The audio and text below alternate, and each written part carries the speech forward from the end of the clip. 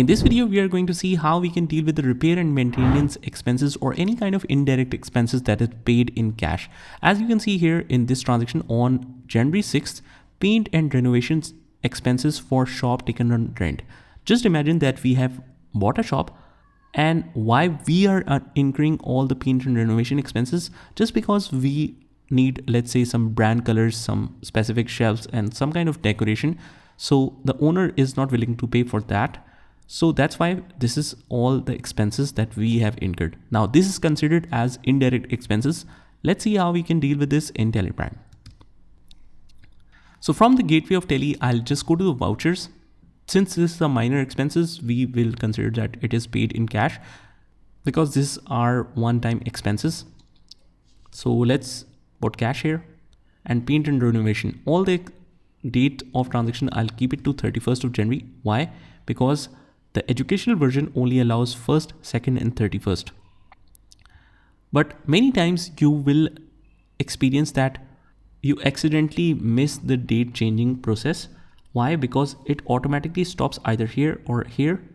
The cursor is by default at these places. So if you want to configure this to always stay on the date first, you can configure it from the bottom area by clicking on F12.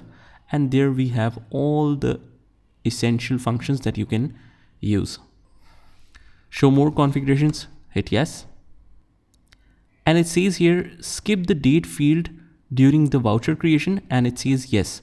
So I'll change this one to no, so that it always asks the date first. Anyways, let's continue with the transaction. The transaction was for paint on renovation expenses. We need to create a new ledger, alternate C. And you can write here paint and renovation or repair and maintenance, whatever you like. I like paint and renovation, and it will be under indirect expenses.